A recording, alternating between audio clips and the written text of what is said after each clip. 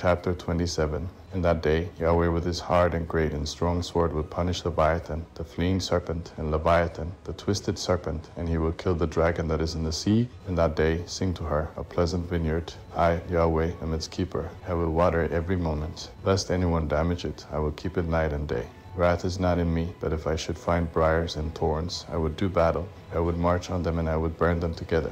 Or else let him take hold of my strength, that he may make peace with me. Let him make peace with me. In days to come, Jacob will take root. Israel will blossom and bud. He will fill the surface of the world with fruit. Has he struck them as he struck those who struck them? Or are they killed like those who killed them were killed? In measure, when you send them away, you contend with them.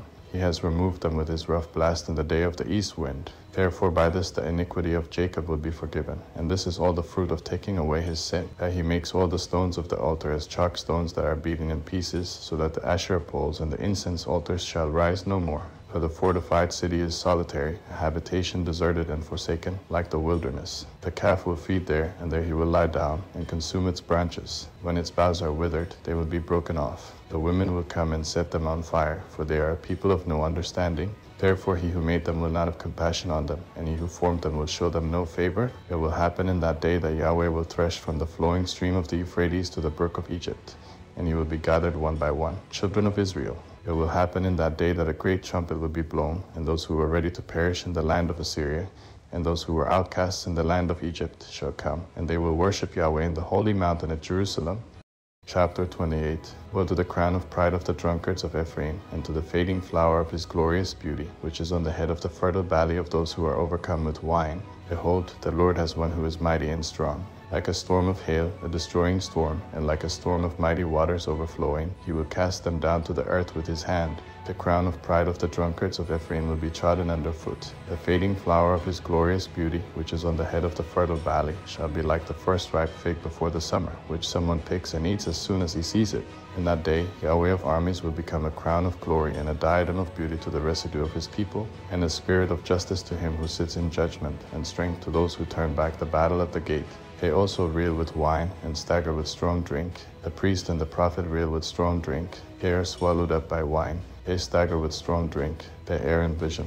They stumble in judgment. For all tables are completely full of filthy vomit and filthiness. Whom will he teach knowledge? To whom will he explain the message? Those who are weaned from the milk and drawn from the breasts. For it is precept on precept, precept on precept, line on line, line on line, here a little, there a little. That he will speak to this nation with stammering lips and in another language. To whom he said, this is the resting place. Give rest to the weary, and this is the refreshing, yet they would not hear. Therefore Yahweh's word will be to them precept on precept, precept on precept, line on line, line on line, here a little, there a little, that they may go, fall backward, be broken, be snared, and be taken. Therefore hear Yahweh's word, you scoffers, that rule this people in Jerusalem. Because you have said, we have made a covenant with death, and we are in agreement with Sheol. When the overflowing scourge passes through, it won't come to us, for we have made lies our refuge, and we have hidden ourselves under falsehood. Therefore the Lord Yahweh says, behold, I lay in Zion for a foundation a stone, a tried stone, a precious cornerstone of a sure foundation. He who believes shall not act hastily. I will make justice the measuring line, and righteousness the plumb line. The hail will sweep away the refuge of lies, and the waters will overflow the hiding place. Your covenant with death shall be annulled, and your agreement with Sheol shall not stand. When the overflowing scourge passes through, then you will be trampled down by it. As often as it passes through, it will seize you, for morning by morning it will pass through, by day and by night, and it will be nothing but terror to understand the message. For the bed is too short to stretch out on, and the blanket is too narrow to wrap oneself in. For Yahweh will rise up as on Mount Perizim. He will be angry as in the valley of Jabon, that he may do his work, his unusual work, and bring to pass his act, his extraordinary act. Now therefore don't be scoffers, lest your bonds be made strong, for I have heard a decree of destruction from the Lord, Yahweh of armies, on the whole earth. Give ear and hear my voice. Listen and hear my speech. Does he who plows the soil plow continually? Does he keep turning the soil and breaking the clods? When he has leveled its surface, doesn't he plant the dill and scatter the cumin seed and put in the wheat in rows, the barley in the appointed place, and the spelt in its place? For his God instructs him in right judgment and teaches him. For the dill isn't threshed with a sharp instrument, neither is a cart wheel turned over the cumin, but the dill is beaten out with a stick, and the cumin with a rod. Bread flour must be ground, so he will not always be threshing it. Although he drives the wheel of his threshing cart over it, his horses don't grind it. This also comes out from Yahweh of armies, who is wonderful in counsel and excellent in wisdom, Isaiah chapter 29. Woe to Ariel, Ariel, the city where David encamped. Add year to year, let the feasts come around. Then I will distress Ariel, and there will be mourning and lamentation. She shall be to me as an altar heart. I will encamp against you all around you, and will lay siege against you with posted troops. I will raise siege works against you. You will be brought down, and will speak out of the ground. Your speech will mumble out of the dust. Your voice will be as of one who has a familiar spirit out of the ground, and your speech will whisper out of the dust. That the multitude of your foes will be like fine dust, and the multitude of the ruthless ones like chaff that blows away. Yes, it will be in an instant, suddenly. She will be visited by Yahweh of armies with thunder, with earthquake, with great noise, with whirlwind and storm, and with the flame of a devouring fire. The multitude of all the nations that fight against Ariel, even all who fight against her in her stronghold, and who distress her, will be like a dream, a vision of the night.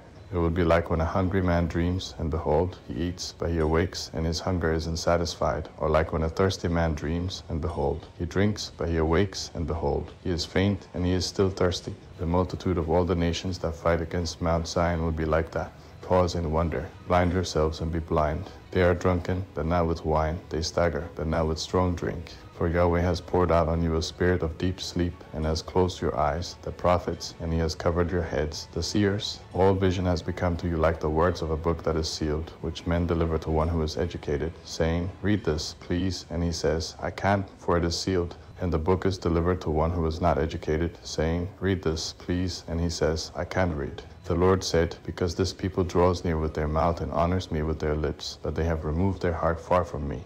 And their fear of me is a commandment of men which has been taught. Therefore, behold, I will proceed to do a marvelous work among this people, even a marvelous work and a wonder. And the wisdom of their wise men will perish, and the understanding of their prudent men will be hidden. Woe to those who deeply hide their counsel from Yahweh, and whose deeds are in the dark, and who say, Who sees us, and who knows us, who turn things upside down. Should the potter be thought to be like clay, that the thing made should say about him who made it, He didn't make me, or the thing formed say of him who formed it, He has no understanding? Isn't it yet a very little while, and Lebanon will be turned into a fruitful field, and the fruitful field will be regarded as a forest? In that day the deaf will hear the words of the book, and the eyes of the blind will see out of obscurity and out of darkness. The humble also will increase their joy in Yahweh, and the poor among men will rejoice in the Holy One of Israel.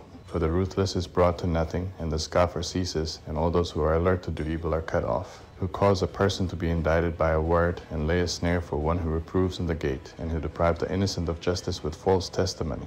Therefore Yahweh, who redeemed Abraham, says concerning the house of Jacob, Jacob shall no longer be ashamed, neither shall his face grow pale.